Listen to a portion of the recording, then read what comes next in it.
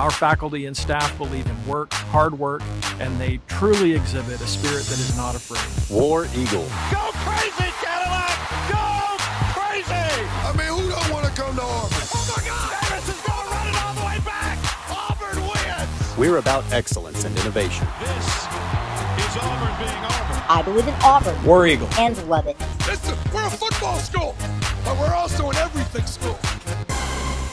War Eagle Auburn fans, and welcome to the Everything Auburn podcast. I'm your host, Auburn Communications Director Preston Sparks, and this is the place for learning all about the amazing people, places, traditions, and hard work that sets Auburn apart from the rest.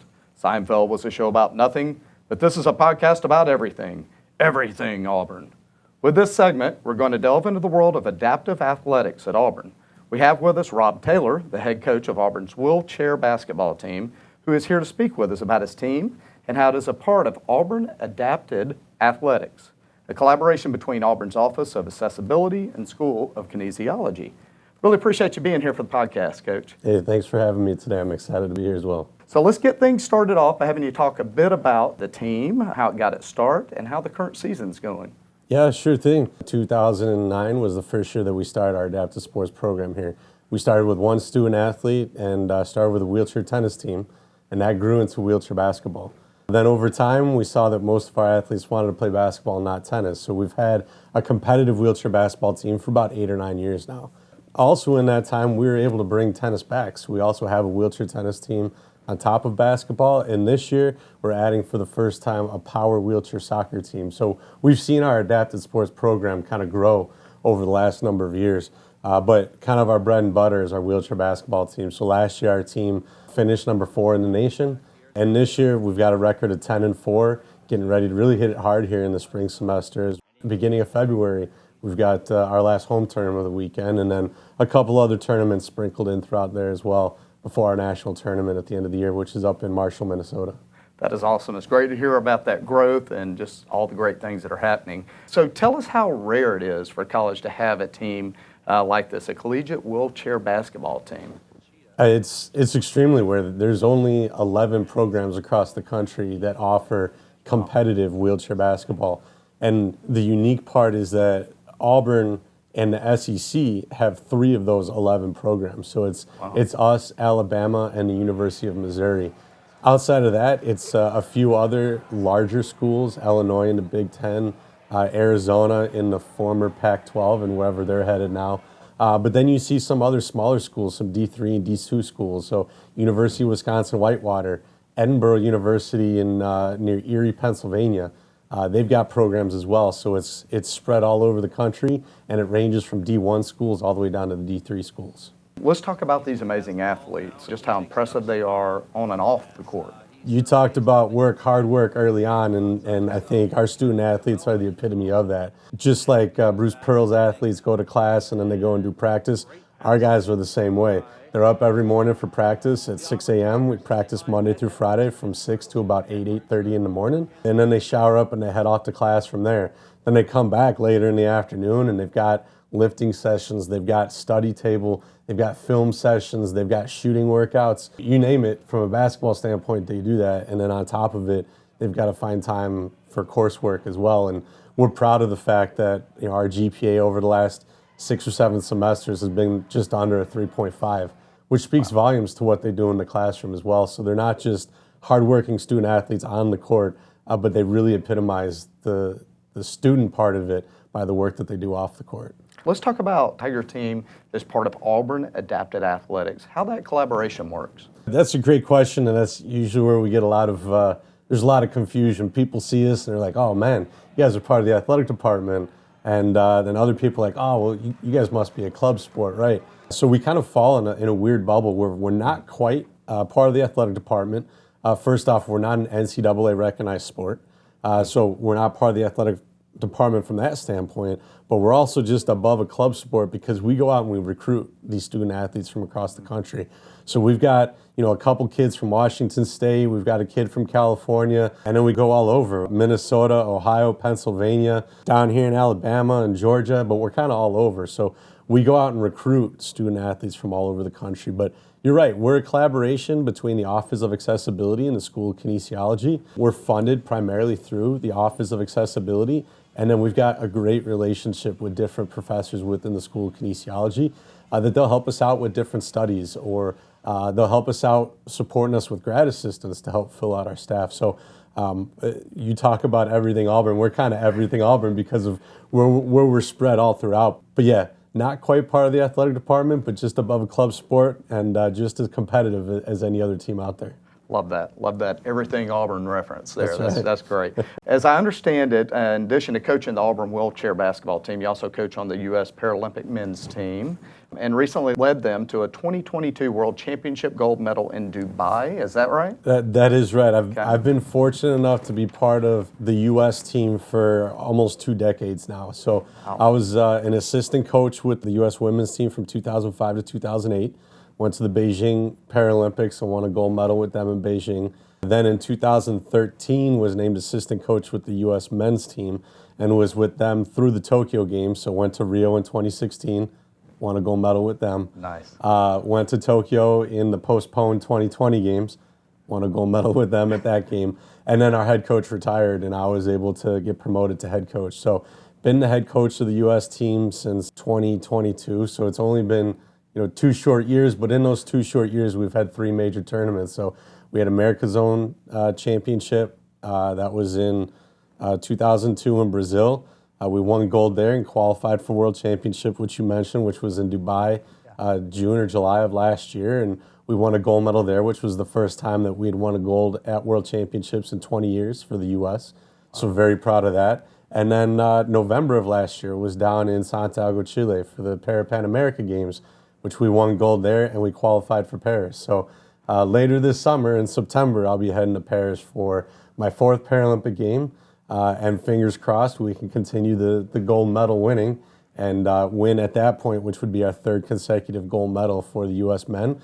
And it would be the first time in Paralympic history that a men's wheelchair basketball team has won 3 consecutive gold medals. It's happened a few times where teams have won twice, but they've never won 3 in a row. So we've got a big target on our back, but we've got a great team, and hopefully we can come home with the gold in September. That is so awesome. So let's talk about how you made your way to Auburn. Tell us a bit about your background, how you got involved in coaching wheelchair basketball. Sure. So, I talked a little bit about my history with the U.S. team, and ultimately I think that's what helped me land the job here. But going even back further than that, I'm an able-bodied individual. I'm not a guy in a wheelchair that's played wheelchair basketball and has the game experience that you would think you would need to coach at this level. But for me, I got involved because of my uncle. My uncle has polio. He's played wheelchair basketball his whole life. So I would go to his practices and just kind of hang out, jump in a chair, spin in circles, shoot shots, just kind of hang out and be around the sport and just gained a love for it. He played for the Chicago Wheelchair Bulls and he coached a women's team in Chicago as well. So I worked with both of those teams, and then when it was time for me to go to college, I went to the University of Illinois, and that's where wheelchair basketball was founded. And that's where my uncle had gone to school, so they knew who I was through my uncle, and I started helping out and volunteering with that team, both the men and the women's team that they have there at Illinois. After that, I coached a women's professional team in Arizona. I've coached a high school team in the Chicagoland area, and all of that kind of led me to the Auburn job here. And it's funny, I think when you talk to someone who's not from Auburn, they don't know much about Auburn as you're coming in. But at some point, everyone always has their own Auburn story. I think everybody does. They can say, hey, there's one point in time where it was like, ooh, Auburn is the place for me. And I can, if I got time, I'll tell you this quick story. Yes. So I was brought down for my interview, my on-campus interview, and my boss brought my wife and my kids down as well and put us up at the Auburn Hotel. And it was right around Valentine's Day, and outside they've got that fire pit. Yeah. And they had it set up for s'mores. So my wife and I are out there with the kids cooking s'mores, and there were 2 other couples out there. One younger couple that had just graduated Auburn about a year or 2 prior, and then an older couple that had been in town for a basketball game, which at that time didn't go well because it was in Bruce's first year or 2. But they were talking about retiring back to Auburn, and both of those couples had talked about how much they loved Auburn. The young couple had talked about how they'd moved away, but they want to come back to Auburn at some point. And the old couple had talked about how they'd been gone for about 20 or 25 years, but they were going to retire back to Auburn. And that was like our that was our Auburn moment. It was after that, the couples left, and we were sitting there with the kids, and my wife was like, well, I feel comfortable. I'm ready to move to Auburn. So that's my Auburn story, and I think there's a lot of probably people listening to this podcast that have a similar type story where something just clicked and you knew that Auburn was the place for you to be. There you go. That's it. Auburn family all the way, right? That's right.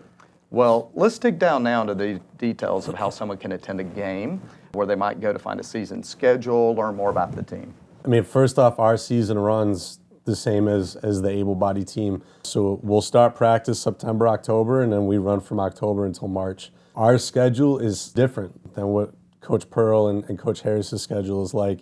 We have 3 or 4 home tournaments in a year as opposed to playing at home once a week or every other week or twice a week. So we'll host 1 or 2 tournaments in the fall and another tournament or 2 in the spring. All of our games are played at the historic Beard-Eaves Memorial Coliseum. The building that Barkley built is now the building of wheelchair basketball. All of our games are free of charge. We'll post our schedule on all of our social media platforms, which is at Auburn WCBB. And then we've got our website as well, auburnadapted.com. We encourage everybody to come out to a game. Over the course of a tournament, we'll play anywhere from 3 to 4 games over that weekend. College tournaments run Friday and Saturday, and then if we do kind of non-conference tournaments against local club teams, those will be on the weekend, Saturday and Sunday. And we try to push and promote it as much as we can. As I mentioned earlier, our last tournament of the year is coming up the first weekend of February. February 2nd and 3rd, we'll be playing host to University of Wisconsin-Whitewater, University of Missouri, University of Illinois, and then our in-state rivals, University of Alabama.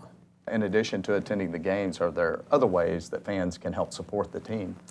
For sure. We mentioned earlier that we're not part of the athletic department, so we don't have the same funding as the athletic department does, but the Auburn family has always been great with supporting us with different campaigns that we've launched. Tiger Giving Day has been very helpful in supporting our team with a lot of the needs that we have. But then we're also appreciative of the folks that just donate to us on a random Tuesday or a random Thursday. No matter the dollar amount, it makes an impact to our student athletes. But more so than that, it's being able to share about our program. You know, for us, the financial support is great, but we also want people to know more about our program, wheelchair basketball, wheelchair tennis, and then even our new power wheelchair soccer student athletes to be able to tell their story. Or maybe they have a friend, or a cousin has a friend, has a young one that's recently disabled or was in an accident. We'd love to be able to grow the sport by being able to reach out and connect with those individuals as well. So financial support is great, but we would like to increase our exposure as well. So that's why doing a podcast like this is wonderful for us, because of everyone that listens to it. Well, is there anything else you'd like to add for our listeners? I will say that we are proud of all of our student athletes that have graduated from our program. You know, being just around for a short period of time, we've graduated a lot of folks that have finished their PhDs, that have finished their masters, and that have gone on to excel in different careers. And then recently we've had one student athlete that's become a professional athlete playing in the pro ranks over in Italy. So nice. Enjoying life outside of the state. So I think that's one thing to let people know is that, you know, we're graduating great student athletes that are making an impact in the world, but there's also an avenue for them to be professional athletes. So we've got the one that's over in Italy, and then we've got a number of guys that are fighting for a spot on that U.S. team, and you'll see them wearing the USA colors in no time. Well, thanks so much again, Coach Taylor, for joining the podcast and enlightening us on all things adaptive athletics. We really appreciate it. Hope everyone listening learned a few new things and grew their knowledge of everything Auburn. Make sure to check back on our show for future episodes as we continue to look at everything that makes Auburn so special. War Eagle. War Eagle, thank you.